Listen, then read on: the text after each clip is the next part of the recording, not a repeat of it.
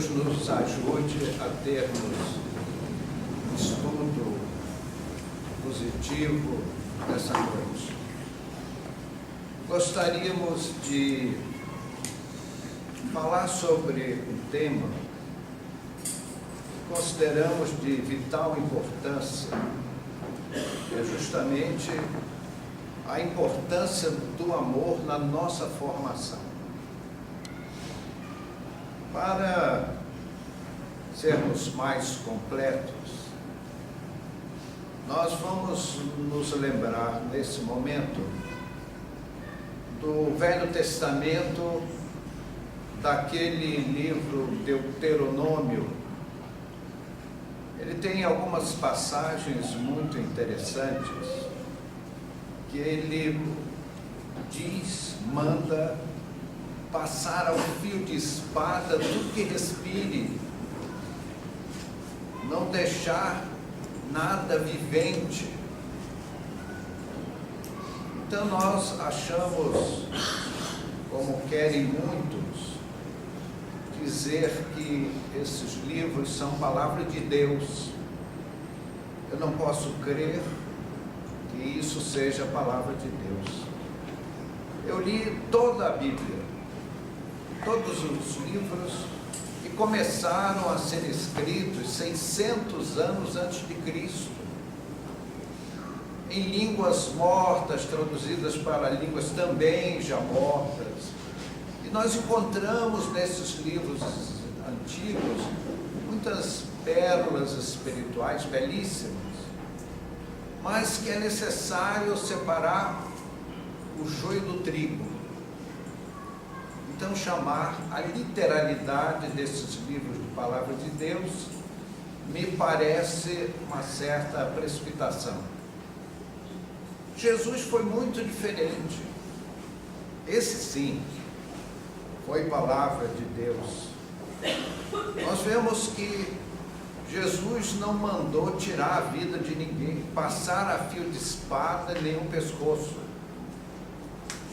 Nesse aspecto, nós vemos que Jesus ensinou a amar a Deus sobre todas as coisas e ao próximo como a nós mesmos.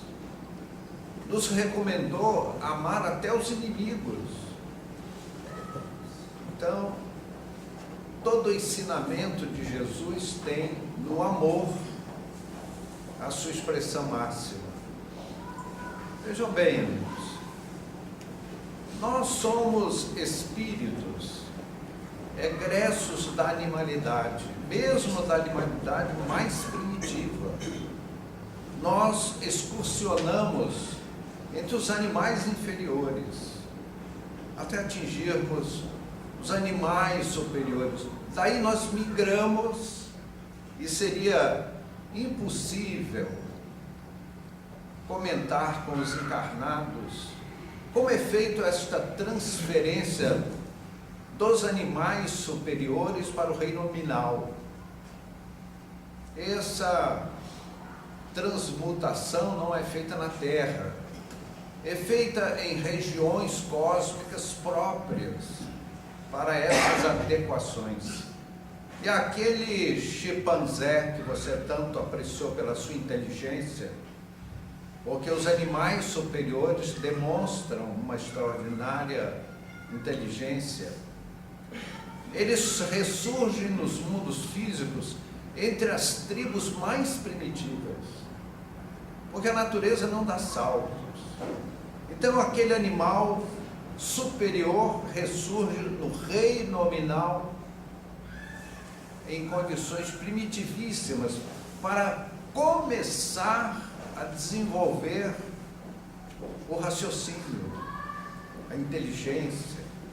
Então nós dizemos que a diferença entre o animal e o homem é a inteligência, é a racionalidade, é a razão, é um pouco forte, porque a natureza não dá saltos.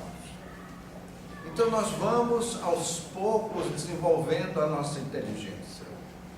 Então vejam, amigos, quando o nosso planeta, as coletividades mais avançadas em termos de racionalidade, já tinham certas condições, certos predicados, certos desenvolvimentos.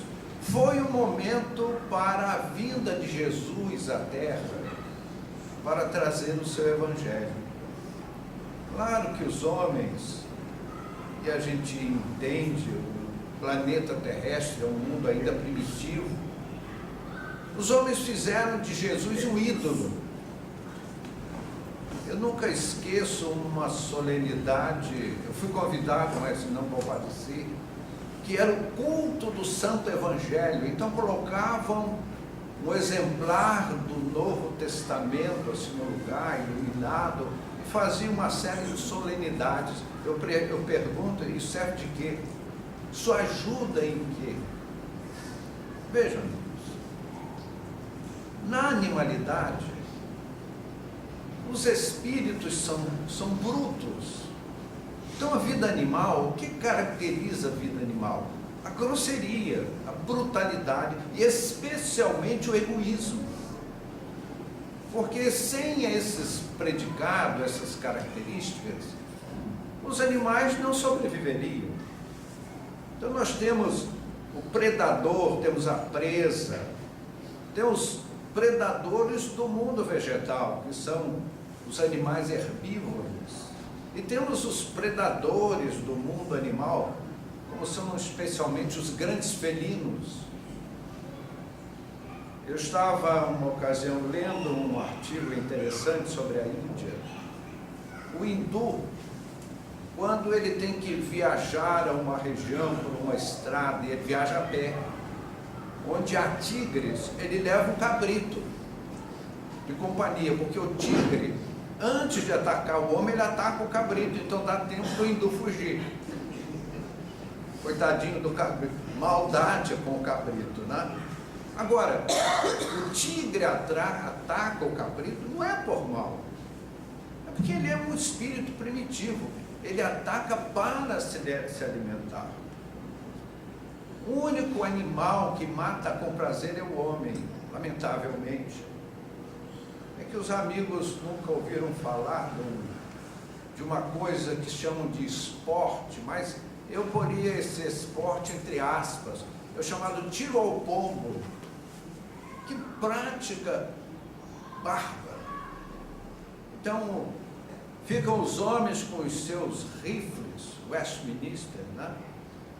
Escondidos, e aí soltam um pombo e todo mundo atira no pombo, coitadinho do pombo, né? Até que um acerta e ganha um prêmio, porque acertou o pombo voando.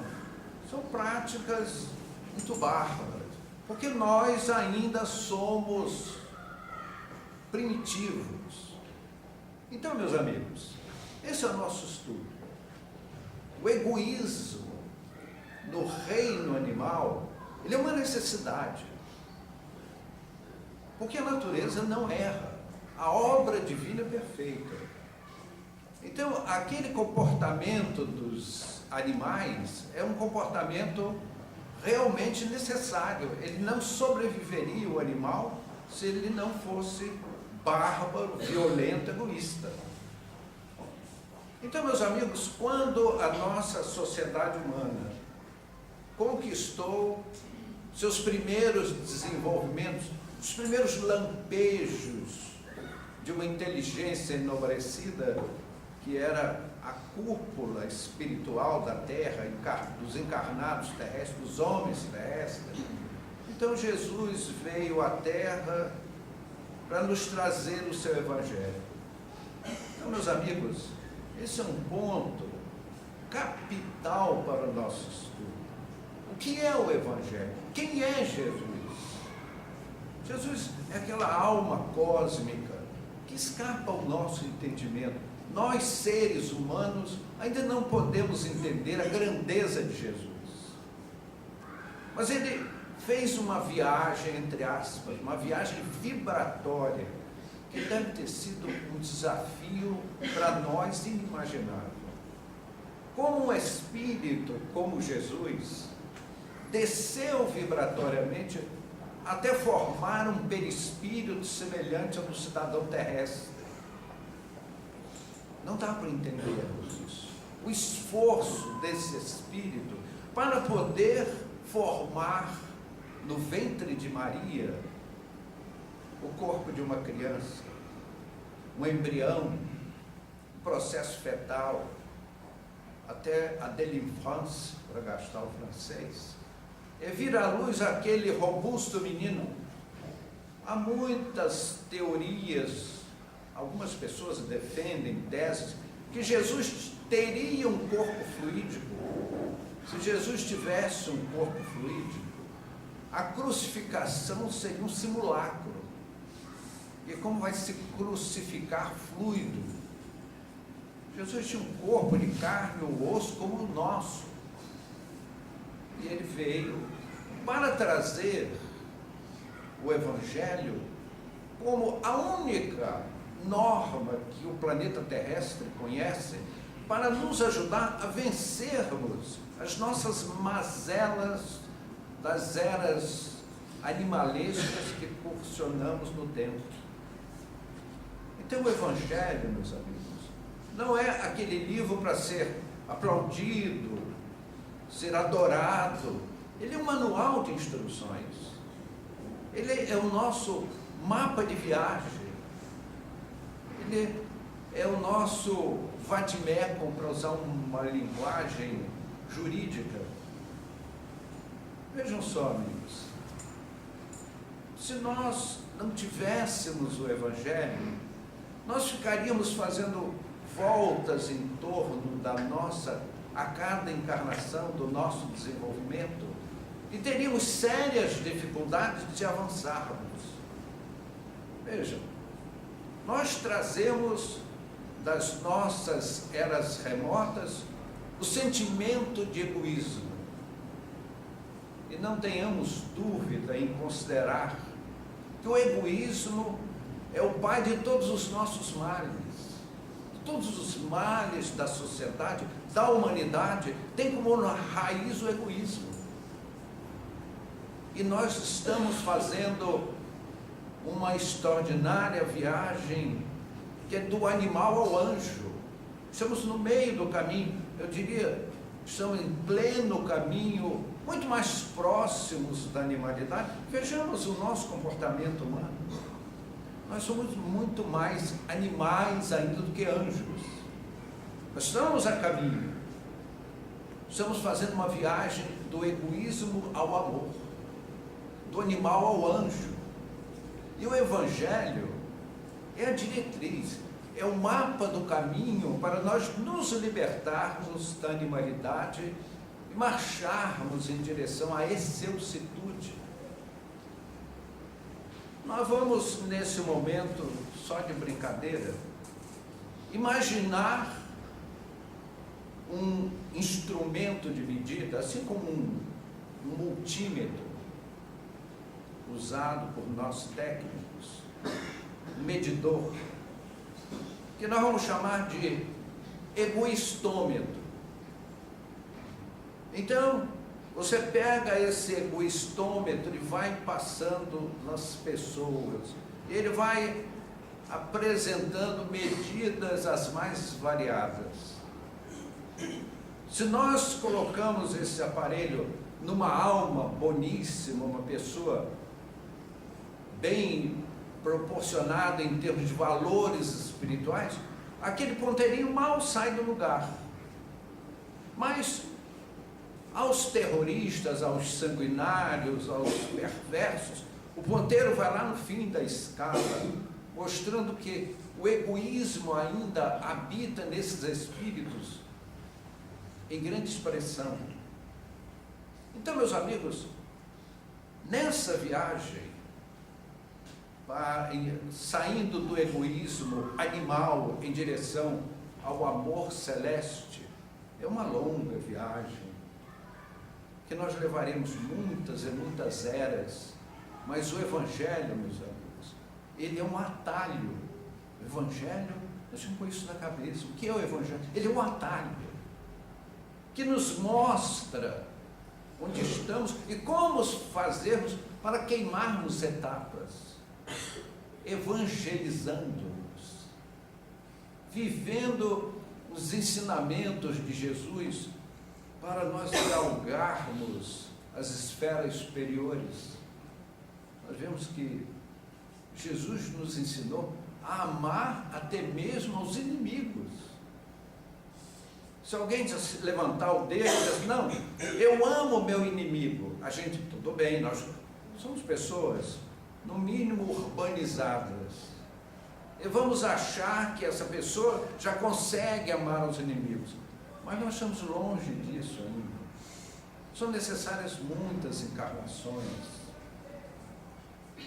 O ser humano, quando profundamente egoísta, nós estamos indo do homicídio com requintes de crueldade, que muito se praticou no passado e se pratica ainda hoje.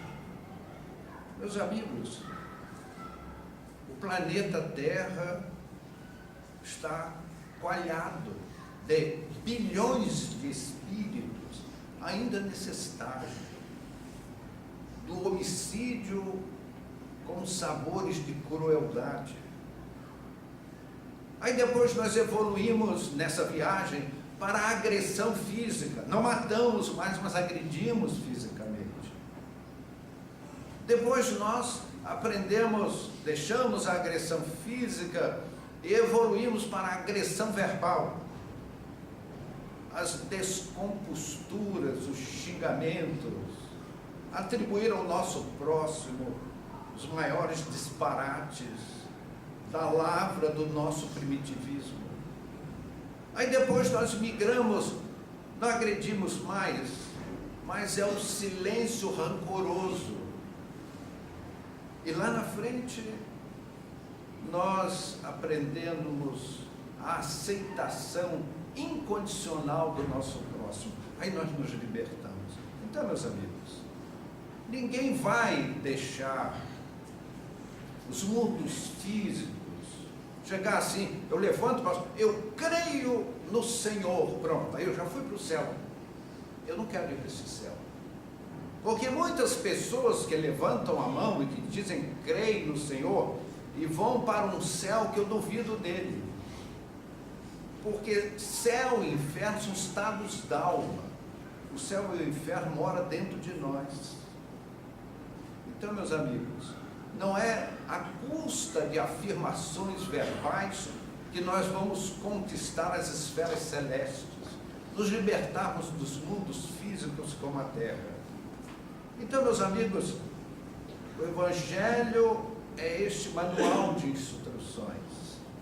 O Evangelho é para nós estudarmos uma vida inteira e tentarmos viver as suas diretrizes. Aí nós chegamos no mundo espiritual, fazemos uma análise de como foi a nossa encarnação e às vezes vemos que nós falamos muito, fizemos muito pouco. E aí temos que voltar à vida terrestre para corrigir onde erramos. E os sábios espirituais sabem fazer para nós ações reencarnatórias através das quais nós corrigimos os nossos deslizes. Querem ver uma prova disso? Com o egoísmo, abusamos da aparência física, que é o caso dos amigos aqui presentes, né? Usamos o nosso charme para o prejuízo do nosso próximo. E aí nós pedimos uma encarnação onde as nossas expressões físicas não são tão perfeitas. Conheci o caso de um espírito feminino que voltou ao departamento de planejamento reencarnatório para pedir mudanças no seu esboço físico. Ela disse, eu não vou para a Terra para um desfile de modas, eu vou para duras lutas, então não preciso ser uma Miss, como é o caso das damas aqui presentes, né? Com aquela cintura pequenininha, assim, bem proporcionada, né? Então, meus amigos, se nós, pelo nosso egoísmo, abusamos, e às vezes do dinheiro, que é outro problema que os amigos aqui enfrentam, são os excessos em depósitos bancários, patrimônios líquidos, robustos, altos, um saldo médio bancário belíssimo, né? Aquele assim que a gente até põe um óculos escuro para poder não perturbar a visão, não é isso? Então, meus amigos, as experiências terrestres são os nossos desafios. Elas vão buscar lá no fundo do nosso espírito onde estão as nossas imperfeições, as nossas excursões pelo mundo físico. A Terra, ela tem a reencarnação terrestre, ela tem uma grande virtude, porque nós esquecemos o passado. E aí nós vamos pôr em prática os nossos valores íntimos reais, sem falha. É na convivência com os amigos, é no nosso procedimento social, e muito especialmente na vida familiar. Porque na vida familiar, meus amigos, nós reencontramos os inimigos do ontem, muitas vezes reencarnados como entes consanguíneos, e às vezes até dividindo o leito, para aprendermos a amar. Então, meus amigos, o Evangelho é esta bênção celeste para a humanidade. O Evangelho não é para ser aplaudido, não é para ser louvado. O Evangelho é para ser estudado e vivido. Sem essa vivência, estaremos perdendo o nosso tempo. Eu tenho na mesa da minha sala, tem um buffet bem amplo, eu ponho assim um suporte com o Evangelho aberto. Pronto, a casa fica evangelizada. Mas o importante não é a casa, é você, é o seu coração. A doutrina espírita, meus amigos, ela é uma bênção. Quem combate o espiritismo dá um tiro no pé, não sabe o que diz, não sabe o que faz.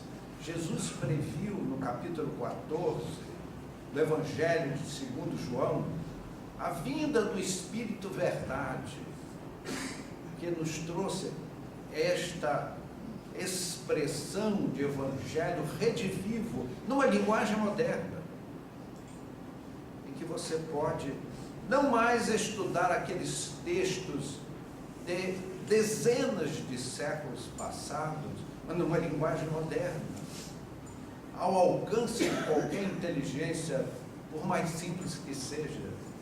Então o Espiritismo é aquela bênção celeste para as nossas almas. Meus amigos, nós vamos entrar num ponto dos mais interessantes para o nosso estudo. O universo vive mergulhado num elemento básico, primário, primaríssimo. É a matéria básica do cosmos, que os espíritos explicaram ou deram a Kardec o nome de fluido universal. É o hálito divino. É uma matéria-prima da qual tudo procede e para a qual tudo retorna no universo. Vejam só, amigos, os astrônomos mostram-se assustados com chamados buracos negros. Nós espíritas estamos carecas de saber o que são os buracos negros. Eles são, entre aspas, mecanismos ou grandes, gigantescas máquinas que absorvem as matérias inservíveis do cosmos e as devolve à sua expressão primitiva. São matérias inservíveis, digamos assim. Então não precisamos ficar, nós outros, preocupados, puxa, será que vai aparecer um buraco negro que vai engolir o nosso sistema solar? Meus amigos, o universo não contém equívocos. São espíritos cujo saber e cujo poder são inimagináveis para nós. E nós marchamos nessa direção. Quando aprendermos a amar, porque eles fazem tudo isso por amor a nós. Eles trabalham com um poder que não podemos conceber ainda, por amor a nós.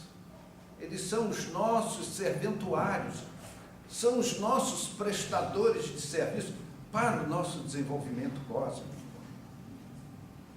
Você bem que gostaria de pensar assim, puxa vida, eu queria ter um poder mental assim, pensar em aparecer aqui um pacote de notas de $100, meu poder mental, né? Às vezes a gente vê no cinema, não é isso?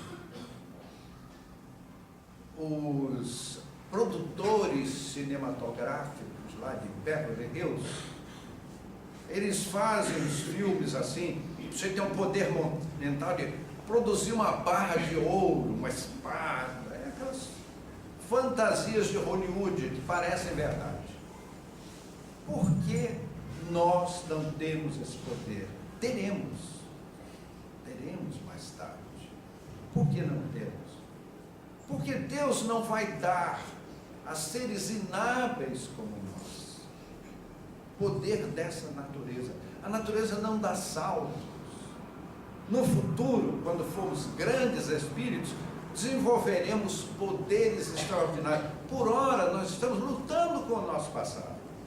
Nós estamos naquela viagem do egoísmo ao amor, do animal ao anjo, mas ainda estamos muito mais próximos do egoísmo e do animal do que do amor e dos anjos.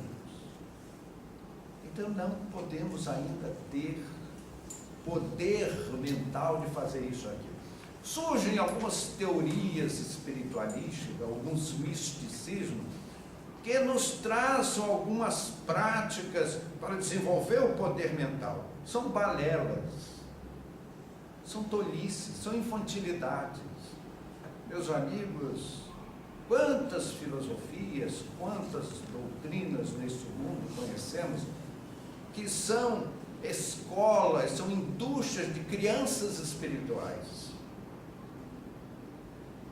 A única escola, a única escolástica é a doutrina espírita, que é o evangelho redivivo, numa linguagem moderna, ou são os ensinamentos do Cristo. Então vejam isso. A nossa mente, é bem verdade, ela manipula, entre aspas, porque manipular é com as mãos, mas abusando do vernáculo, é com a mente que os grandes espíritos fazem aqueles buracos negros que engolem galáxias. E nós ficamos assim, boquiabertos, como sistemas solares desabitados, que já cumpriram as suas missões cósmicas e vão ser devolvidas ao fluido universal por essas máquinas colossais que são os buracos negros. E há outras estruturas cósmicas que são berços de constelações de galáxias, transformando o fluido universal nesses materiais cósmicos para receber os filhos de Deus primitivos. Eles ofereceram oportunidade de progresso e desenvolvimento, como nós tivemos a nossa oportunidade há aproximadamente 5 bilhões de anos atrás, para chegarmos ao que somos hoje. Mas a nossa mente, se nós não somos capazes de plasmar, transformar o fluido universal numa barra de ouro, mas nós já transformamos o fluido universal em algumas coisas, como alguém já ouviu um ditado que diz: Dona Maria disse cobras e largatos da Dona Antônia. Por que disseram isso? Porque a nossa mente é capaz de produzir todos esses fenômenos. E algumas pessoas com a sensibilidade mediúnica viram o fluido universal transformado com essas expressões. Tanto quanto, se nós oramos por alguém que está enfermo, nós transformamos o fluido universal em vibrações sutilíssimas, matérias mentais saudáveis, construtivas.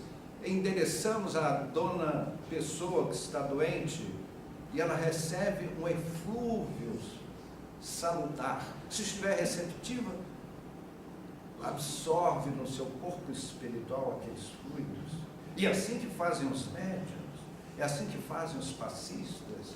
Meus amigos, quando Jesus nos falou, amai-vos uns aos outros, há uma face científica desse ensinamento do Cristo, que quando nós amamos, nós criamos fluidos saudáveis para os nossos semelhantes.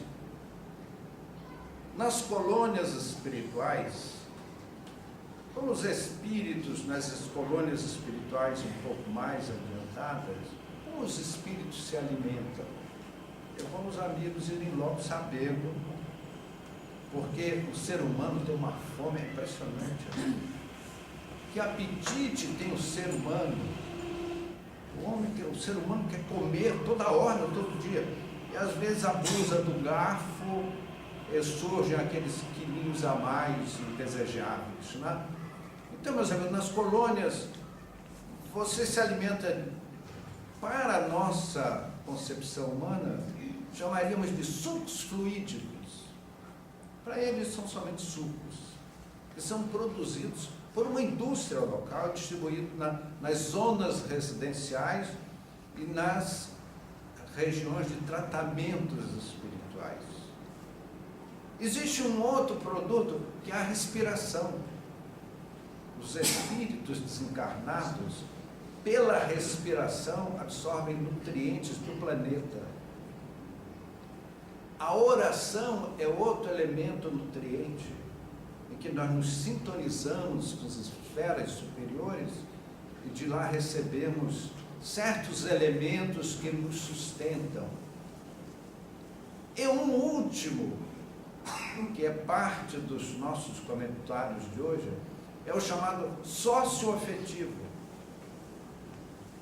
Os espíritos de um nível para cima são muito sociáveis. E os conclaves, nas zonas residenciais das colônias, é muito comum as visitas. Eles são muito sociáveis. Nas horas que todos trabalham. É obrigatório 8 horas de trabalho diários, exceto aos domingos. Então surgiu uma folga, então eles se associam, se curtem, entre aspas, e recebem visitas. É comum isso. Você tem o ente querido seu que habita esferas superiores, e isso é ótimo. Então esses companheiros vêm se confraternizar, descem. Nós não podemos ir para lá, a não ser em situações especiais. Eles descem a conviver conosco. Então, meus amigos, os grupos espíritas são um aprendizado desta situação das colônias. Nós aprendemos nos grupos espíritas a fraternidade legítima, o amor puro como irmãos. E esta fraternidade nós estendemos aos amigos e aos espíritos sofredores, e adquirimos valores novos para a nossa alma, porque exercitamos a capacidade de amar. A fraternidade, meus amigos, como o próprio Cristo chamou a nossa atenção, é o amai-vos uns aos outros. As nossas modernidades falam muito em carência afetiva. A carência afetiva, amigos, ela é muito mais uma questão de nutrientes fluídicos do que uma questão psicológica. Sem dúvida, um carente afetivo está psicologicamente abalado. Mas como funciona isso? Ele sente falta, ou ela sente falta, daquele alimento psíquico, daquele fluido afetivo, porque cada filho de Deus no universo emite fluidos e não existem dois fluidos absolutamente iguais. É como as folhas das árvores. Em toda a floresta amazônica não tem duas folhas de árvore absolutamente iguais. É essa diversidade que nos encanta no Criador. Então, meus amigos, nós sentimos falta daquele fluido, daquele alimento psíquico e os espíritos usam literalmente essa expressão, alimento psíquico, que só serve daquele ente que amamos e não serve nenhum outro. Nós sentimos falta daquele alimento específico da nossa alma gêmea, daquele espírito que pulsa com a nossa sensibilidade, desde eras remotíssimas, que caminhamos juntos. A isso se chama carência afetiva. Mas quando nós sonegamos amor, nós estamos ferindo as leis divinas. Meus amigos, os místicos, os cultores da solidão, os celibatários, ferem as leis divinas. Nós fomos feitos por Deus para uma interdependência. Nós precisamos dos alimentos psíquicos dos nossos irmãos, especialmente de um certo alguém que se perde na multidão. E temos o dever de doarmos ao nosso semelhante. Meus amigos, esse é um ponto sobre o qual falaríamos toda noite, mas o relógio não para. O Senhor nos guarde, nos abençoe. Muito obrigado.